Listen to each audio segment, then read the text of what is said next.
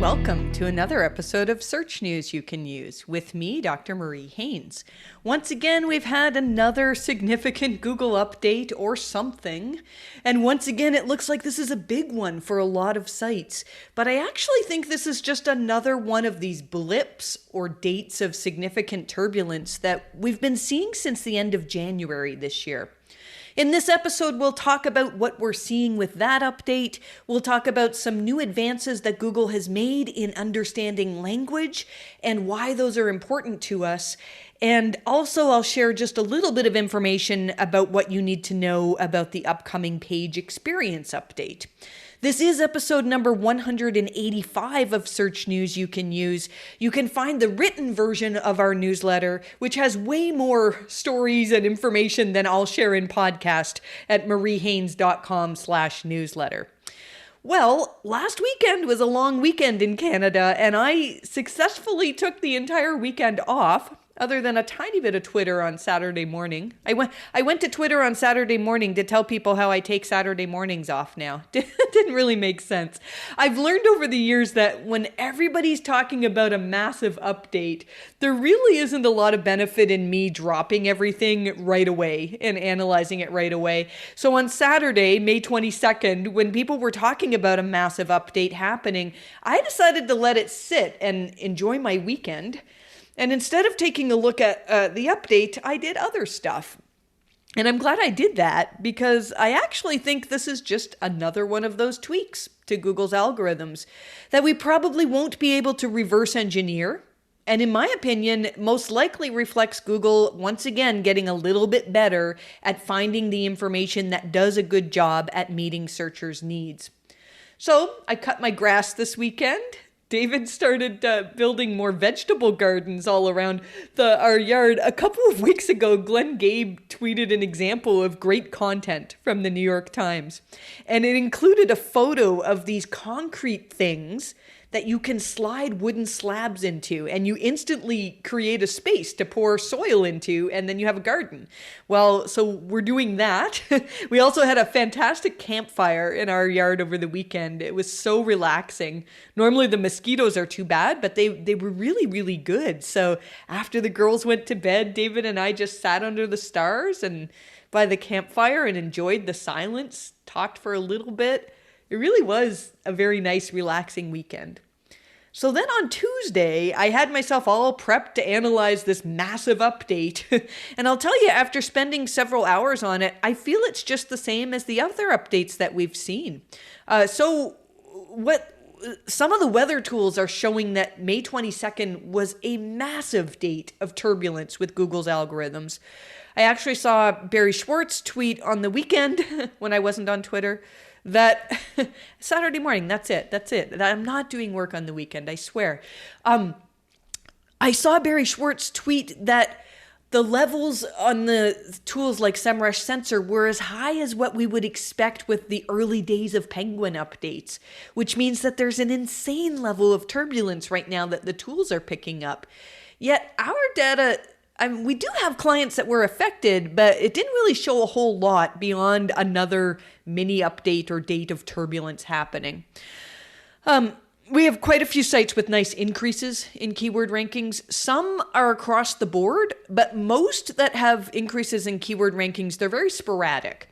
And when I looked at keywords that had improved with this potential update, it really feels like Google, again, just did a better job at figuring out what searchers are looking for. One example that I looked at was a client of ours who writes about particular types of doctors who do a certain type of surgery. And really, what he's writing could be considered a review. He's essentially reviewing your different options for surgeons if you have this specific problem. And we saw that some of his pages have jumped a couple of positions above sites that exist, and their whole purpose is to rate doctors. Now, the thing is, if I'm looking for a surgeon, it's not the same as me looking for a plumber. If I'm looking for a plumber and I see that 4 out of 5 people love this person and think they did a great job on your plumbing, and I read the reviews, I can make a decision that, yeah, this particular plumber is probably good enough to get the job done at my house. But let's say I need surgery. I'm not going to base my decision on the fact that a surgeon has 4 out of 5 stars. So the page that our client outranked has user-generated reviews, same as our client, but our client's reviews are much more personalized. They actually have, they start the page with the doctor himself giving a quote saying, here's what I'm good at. Here's the surgeries that I do. And as a searcher who was potentially trying to decide which surgeon I want to go to, our client's document was just insanely more helpful. In another case I looked at a client of ours that saw some ranking losses. One of their articles that used to rank number 1 for a lot of queries was, again, about a particular type of medical symptom that a lot of people experience. And most people, when you Google this symptom, really what you're trying to figure out is this normal or is there something seriously wrong with me? I think we've all done those Google searches, right? I remember the very first medical query I searched on Google. I can't remember what it was. I had like this weird thing on the roof of my mouth or something. And Google was very certain that I had leprosy, which I don't. I don't have leprosy. But they've come a long way, right? That was probably 10 years ago or so. So my client, I think, has the best article, by far the best article on this topic. She's a doctor. She's written the content herself. She's seen loads of people with this issue, this health issue, in real life. And the article is insanely thorough. If you wanted to read a full article on these symptoms and make your decision as to whether or not there's something serious going on, my client's article is the one that you should be reading. However, last week, that article that had ranked number 1 for a lot of queries for quite some time dropped to number 2. And when I looked at the article that's now outranking them, initially it looks extremely thin. Where my client's article is thousands of words long and well structured, the number 1 article, it's about 200 words long. And it's written by somebody who doesn't have medical EAT. Whereas my client's article is written by a doctor. And I can see why people would look at search results after a Google update and go, well, Google, you messed up here. Because that's the old mindset that we have in our heads, is that we kind of have this list of guidelines that we say make up high quality content. I think most of us would agree with some of these guidelines. Like, for example, I think in most SEOs would probably agree that in-depth content is better than short content. And most SEOs would agree that content that is structured well with headings is probably better than content that's not. Those of you who were focusing on improving EAT would probably agree that content that's authored by a doctor is probably more valuable to a searcher. So initially when I looked at this change and I was like, why is this short post that's not written by a doctor outranking my client? I thought, yeah, maybe Google got this one wrong. That doesn't happen too often when I'm doing these analyses, but I kind of figured this. And then I started reading those 200 or so words. And within 10 seconds, I knew everything I needed to know on this topic. These 200 words basically told me, look, when you have these symptoms, it's almost always nothing. And it happens because of this. Now, my client's article, again, it's better. It's more comprehensive. It has references. So why did Google rank this short article lacking EAT, not properly structured with headings and stuff, above my clients? Well, I might be giving Google too much credit here, but I believe that their algorithms can look at the content on this page, on the short page, and can determine that this content very quickly answers the user's question. Now, I have theories as to why it ranks without having EAT, but I'll have to tell you I'm very early in this theory and it might not be correct. We saw a while back that Danny Sullivan tweeted something that said machines can't determine the accuracy of content.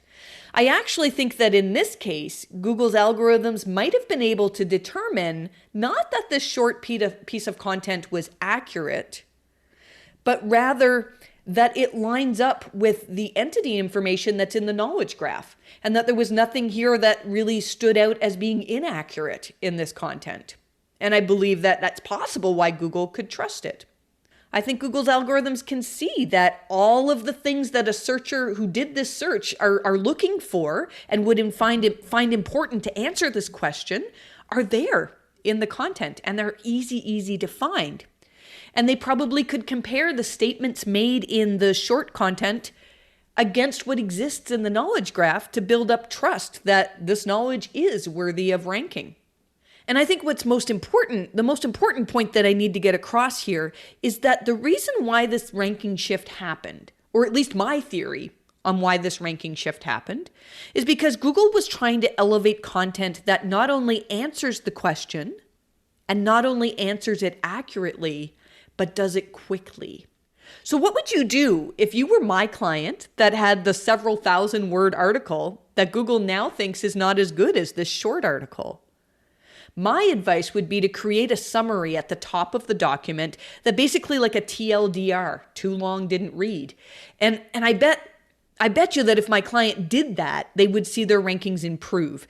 So instead of making their article shorter, they would have a section at the top that essentially says, look, if you want to answer this question, here's what you need to know. And then the rest of the article goes into the detail. Because they need to meet the needs of that the searcher who's just looking for a quick answer.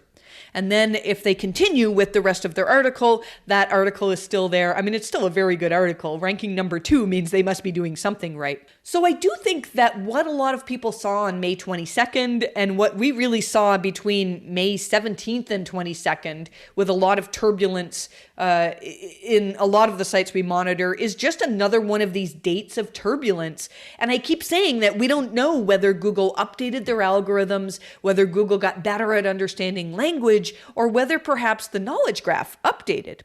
Well, it turns out that the knowledge graph updated on May 22nd this year. Jason Barnard from CaliCube pointed out that this is the first time that one of these mini updates has lined up exactly with a knowledge graph update. Ultimately, though, I think it doesn't matter what changed at this point. We still do some kind of analysis on every one of these dates of turbulence. Our goal, though, is to determine if there's a pattern that we can find that would help us create specific advice. For example, when the June 3rd, 2019 core update happened, and we noticed that a lot of sites with alternative medical content were seeing declines, we knew that we could craft our recovery advice around improving how trustworthy that content was. Adding scientific references, adding expert quotes, separating out potentially controversial content to its own section on the website. Anything we could do to help Google connect the dots to show that our content actually is trustworthy, is valid, linking to other experts that are seen as authoritative in your field that have similar thoughts as you. We have a whole white paper on our recommendations for improving alternative medical sites based on the information that's in Google's quality raters guidelines and also what Google representatives have said over the years. But really, our advice for every site that comes to us with traffic drops right now is the same. Yes, you want to be technically sound. But most of the sites that come to us to investigate a traffic drop, they're pretty close to technically sound. And I mean, we usually find the odd technical thing to improve upon, but those are very unlikely to be the cause of the ranking drops, and they don't usually reverse ranking drops. When we see reverses in ranking drops, it's always because we've improved EAT, and now we're working on improving needs met. And I think when we get our next core update, we'll probably find that the clients that improved upon meeting the needs of searchers are the ones that have the best recoveries in our profile. Google's quality raters, when they assess sites, they use 2 sliders to look at websites. One is EAT, and one is whether searchers' needs have been met. And ultimately, if your rankings have been declining, you need to improve probably in both of these areas. I'll link in the show notes to our document on EAT and also another article that didn't really get a lot of attention. I wrote it in November of last year talking about Google's understanding of intent and how important this would be in upcoming updates. So I'm going to link to that in the show notes as well, along with our information on medical scientific consensus, because there's a lot to be known. You know, if Google is just trying to better understand websites and to present searchers with websites that that meet their needs, then our goal should be to have a website that is trustworthy enough for Google to rank and does do a good job at meeting the needs of searchers. This is a sponsored episode, so I want to share with you a little bit again about how you can use Sitebulb to add value to your site audits. Sitebulb is designed to make communication clear, easy, and actionable, so your audits get buy-in and offer the most value possible. You can communicate clearly with clients using intuitive visualizations, spreadsheet exports, and PDF reports, utilizing different reports and content formats for different stakeholders. Audit scores, high-level metrics, and data visualizations can all be used to give an overview of issues. The tool allows charts and graphs to be easily exported and dropped into reports. The comprehensive explanations of SEO issues are written in clear, client-friendly language that can literally be copied and pasted into your website audit. And when it comes to getting granular data, export whatever you need to Excel or Google Sheets. The advanced Google Sheets reports even include links between tabs and reports. If you'd like to give Sitebulb a try for free, you can get a special extended trial license using search news you can use at the page sitebulb.com/search news, all one word. Okay. We've had more news about even more advancements in understanding language for Google. Last week, the big news was about MUM, which is 1,000 times more powerful than BERT in helping Google understand language. And Google told us that BERT is good for understanding the intent behind queries. So Google's getting even better at figuring out, when a searcher types this is what they're looking for. I had wondered whether the most recent algorithm turbulence we saw last week was connected to MUM, but it turns out that MUM is not yet live in Google's algorithms. So thankfully, Danny Sullivan said that they likely will tell us when MUM does go live, so we'll obviously update you on that when that happens. And then this week, we heard of 2 more advancements in language understanding for Google. You know, I saw a tweet yesterday from a well-known SEO in the industry. I'm not going to call him out by name, but he said that SEOs who don't understand language processing should not be talking about these advancements. Man, statements like that rub me the wrong way. I get a little torn here when it comes to talking about these advances in Google's algorithms because, of course, I don't understand all of the complexities of MUM. It's super, super complex. And what we're soon going to talk about here, Lambda and Kelm as well, they're extremely advanced. My goal in talking about these is not to reverse engineer what Google's doing with their algorithms, but I still think it's very important to recognize that Google has new capabilities.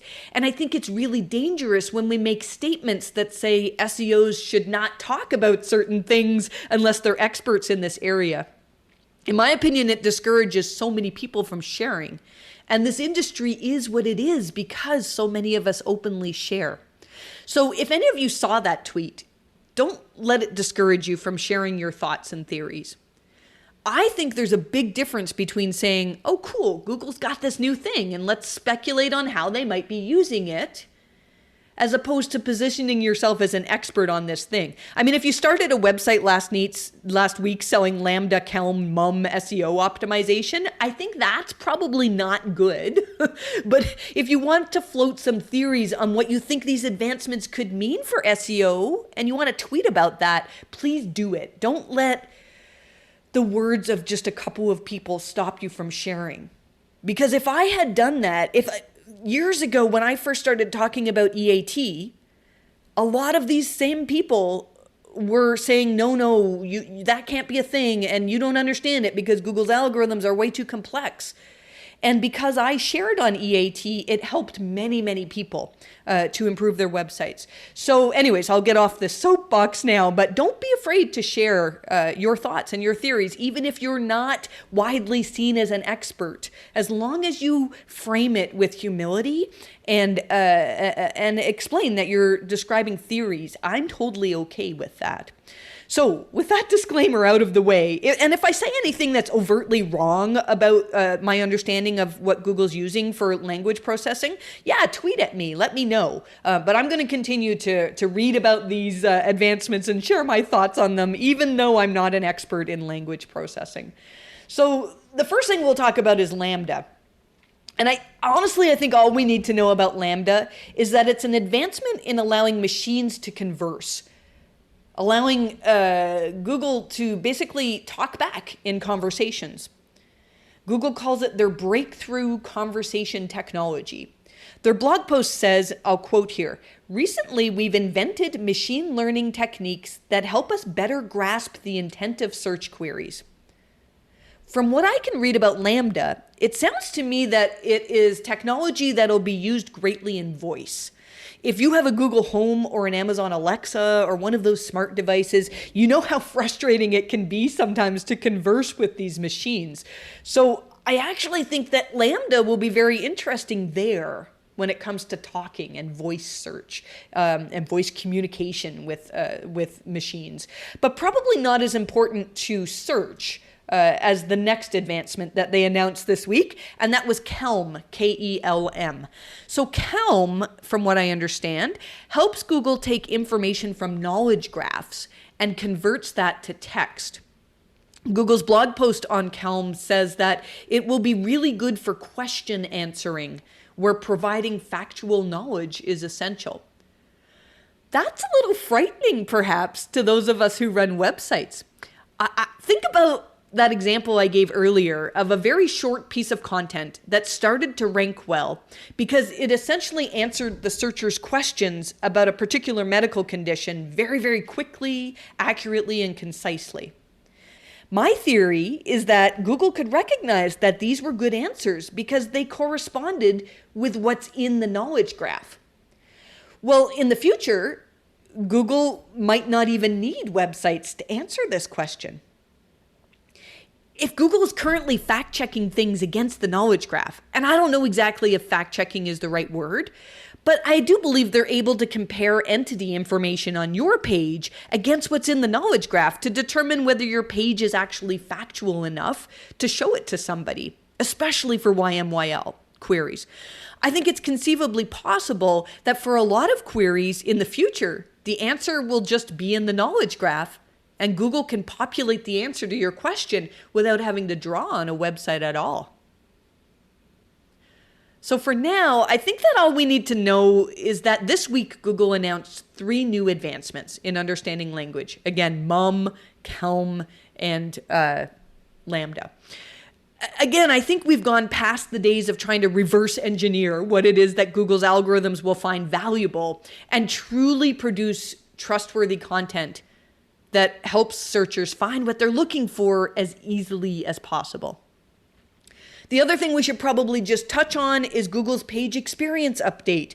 I think a lot of people don't realize that this update is more than just the core web vitals. There's more in the page experience update.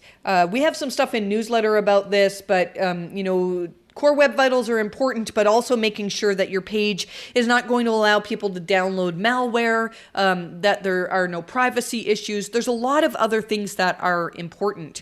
So this update is supposed to be going live mid-June. We have a bunch of stuff in newsletter about, again, what you need to know about this. And really, if you haven't worked on your core web vitals yet, it's a good idea to at least take a look. We don't know how big of a ranking factor it'll be, but it's not often that Google comes out and tells us something is specifically a ranking factor, so you should be paying attention to them. So next month, my guess is that probably the majority of what we'll talk about is what kind of effect Core Web Vitals or Page Experience Update has had on websites. All right, that was a shorter episode than some that I've done recently. One of the things my team and I are doing this week is reassessing our workloads. We're starting with me. Aleda Solis tweeted something this week asking, what is your biggest challenge with work right now? And I had this realization that as we grow, we keep adding more to our plates. As we grow as a business, as you guys grow in your ability to either freelance or to do your work, whatever it is that you're doing, as you get better and as you get more tools in your arsenal, you add more to your plates. But we rarely take anything off of our plates.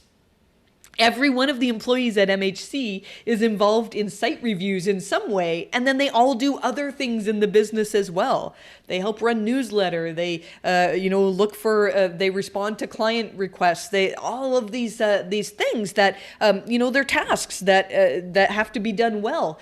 Well, we unintentionally keep adding more to people's plates, and we rarely take anything off. So one of the things that we're trying to do this week as a team is determine what to do less of and what to focus on. We want to be able to do great work without putting insane stress on everybody who works here. So don't worry, I'm still going to keep doing podcast, but you might find that some of the episodes are a bit shorter.